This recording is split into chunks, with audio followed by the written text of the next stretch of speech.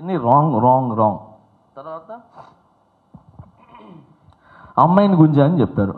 నేను ఇప్పుడు ఆ అమ్మాయి ఎవరు, ఆ అమ్మాయి ఎక్కడుంది, ఎక్కడ గుంజాను, దేనికి గుంజాను, సో గుంజి నాకు ఇప్పుడు వివరణ కావాలి. నాకు అది నిరూపిస్తుంది. నేను చెప్తున్నా, వీడియోలో ఉన్న ఏది నిరూపించినా నేను టోటల్గా కొరియోగ్రాఫర్ రిజైన్ చేసి వెళ్ళిపోతాను. ఏది లేదు, అంత అబద్ధం. కేవలము తనకేంటి ఒక 5 పర్యాలు చేయకూడదు అన్నారని చెప్పి ఆయనకి ఒక లీడర్గా నిలబడాలి అని చెప్పి. సో ఇవన్నీ పక్కన పెడితే దాంట్లో ఉన్న అన్ని అబద్ధాలు, ఇంకా చాలా చాలా చెప్పారు దాంట్లో.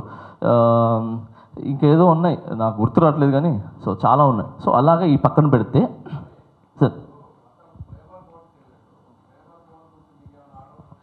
సార్ అవును సార్, ఓకే సార్. లేబర్ కోర్టుకి వెళ్ళినప్పుడు నేను లేబర్ కోర్ట్ దగ్గరికి వెళ్ళి గంగాధర్ గారితోనూ తర్వాత ఇంకొక శ్యామ్ సుందరరావు గారితో మాట్లాడటం జరిగింది. మాస్టర్ ఏంటి పని ఆపుతున్నారు అని అంటే, సార్ పని ఆపట్లేదు. ఆయన అన్నారు 4 నెలల నుంచి నా పొట్ట కొట్టారు, పని ఆపట్లేదని చెప్పి. 4 నెలల నుంచి ఆయన 4 సాంగులు చేశారు, మేము ఎవరు ఆపలా. మా యూనియన్ నుంచి ఈజీ మెంబర్స్ కూడా పంపించాం యాజ్ ఎ డాన్సర్గా. సో మేము 4 సాంగులు చేశారు. అది చేసింది కాక తను ఇంకా చేసిన తప్పు ఏంటనంటే, ఏదైతే పేమెంట్ వస్తుందో, మీ యూనియన్స్ కూడా ఉన్నాయి కాబట్టి పేమెంట్ వస్తుంది కాబట్టి, పేమెంట్ ఎవరికి వెళ్తుంది, కోశాధికారికి వెళ్తుంది. ఓకే, ఆయన కోశాధికారికి ఇవ్వకుండా ఆయనే బయట ఆయన అకౌంట్లో వేసుకొని ఆయనే పని చేసుకొని అన్నీ చేసేసుకొని డైరెక్ట్ యూనియన్కి ఆ 10% ఏదో వేసేసారు. వేసేసిన తర్వాత ఏంటి పేమెంట్ పడిందని మనవాడు అడిగితే, అవును నేను వేసేసాను అన్నాడు. అది తప్పు కదా అని అంటే ఏమన్నా నీతో ఇప్పుడు కూడా చెప్పలేదు. అందరికీ నమస్కారం అండి. నేను మనోహర్, యూనియన్ ట్రెజరర్ని.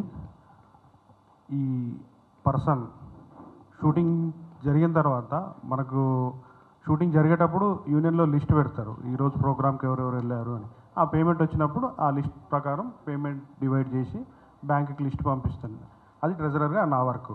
ఆయన ఏం చేశాడు, పేమెంట్ వచ్చిన తర్వాత యూనియన్కి ఎలాంటి ఇంటిమేషన్ ఇవ్వలేదు, ఆయన అకౌంట్లో డబ్బులు వేసుకొని డాన్సర్లకు అందరికి పనిచేసి యూనియన్కి పంపించినట్టు కూడా ఇంతవరకు నాకు ఇంటిమేషన్ కూడా ఇవ్వలేదు. ఇప్పటికి కూడా ఇంటిమేషన్ ఇవ్వలేదు ఆ పేమెంట్.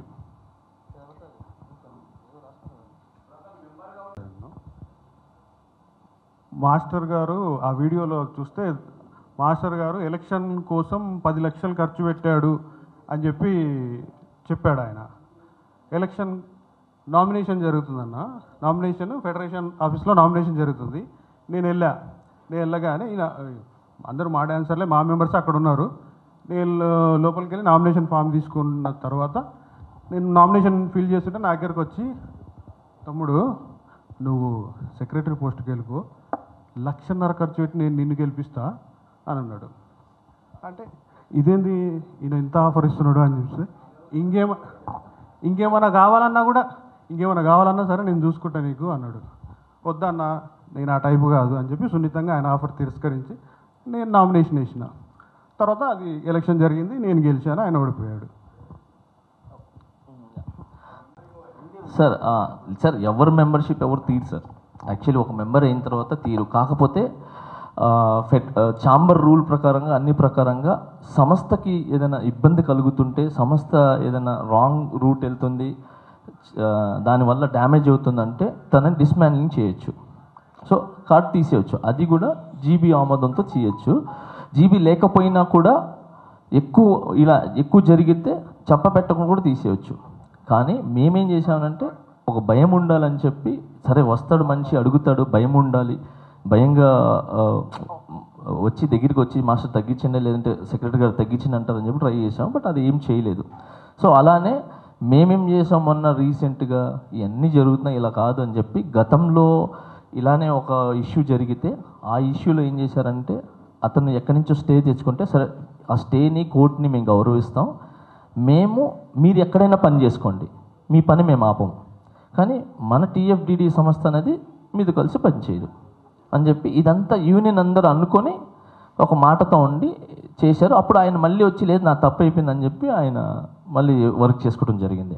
సో ఈ విధంగా ఈ రూల్స్ అనేవి అన్నీ జరుగుతుంటాయి.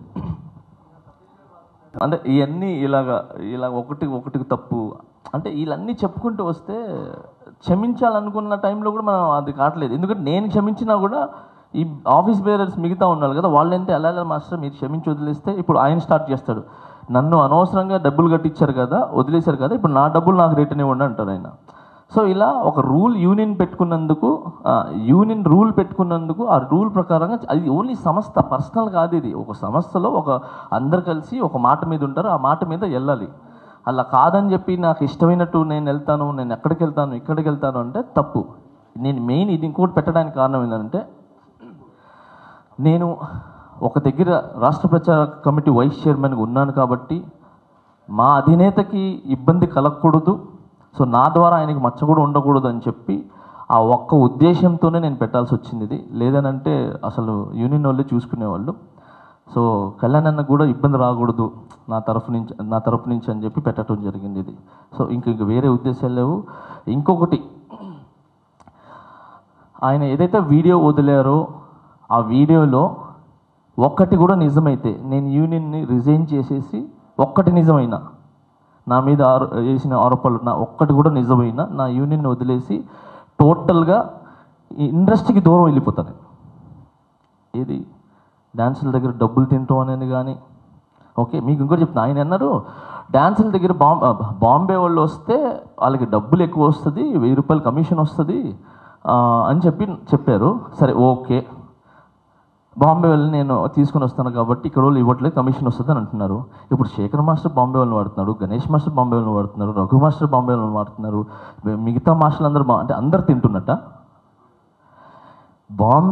బాంబే డాన్సర్స్ని వీళ్ళందరినీ బయట వాళ్ళని ఎందుకు తీసుకుని వచ్చి వాడతామంటే, ఇప్పుడు బుట్ట బొమ్మ బాగుంది అని చెప్పి సంకల్ప గుద్దుకుంటున్నాం అందరూ, మన మాస్టర్, మన తెలుగు మాస్టర్, మన ఇది పెద్ద ఉందని చెప్పి. ఆ వెనకాల ఉన్న డాన్సర్ని చూసారా, బయట నుంచి వచ్చిన వాళ్ళు, అందుకే అందంగా ఉంది. అంటే నేను మా యూనియన్లో శంకర్ గారి సాంగ్ RC15 జరుగుతుంటే దాంట్లో అందరు ఫారినర్స్ ఉంటే, అది రిక్వైర్మెంట్, అది కావాలి ఆ సాంగ్కి, అందరు ఫారినర్స్ ఉంటే ఇక్కడ కొంతమంది డాన్సర్ని నేను తీసుకుని వెళ్ళి కూర్చోబెట్టి దిల్ రాజు గారితో మాట్లాడి, సార్ మొత్తం వాళ్ళ కాడుంటే ఇబ్బంది ఉంటే బాగుండదు సార్, సో మనోళ్ళు ఉన్నారు కదా, మనోళ్ళు కూడా ఇప్పిందంటే దాంట్లో సెట్ అవ్వరమ్మా, ఏం చేద్దామంటే మీరే చెప్పండి సార్ అంటే, దిల్ రాజు గారు పెద్ద మనసు చేసుకొని ఏం చేశారు, సరే వాళ్ళు వచ్చి లొకేషన్లో కూర్చొని హ్యాపీగా తిని పడుకోమని చెప్పండి, ఆ పేమెంట్ నేను ఇస్తాను అని చెప్పి దిల్ రాజు గారు ఏం చేశారు, కూర్చోబెట్టి డబ్బులు ఇచ్చారు.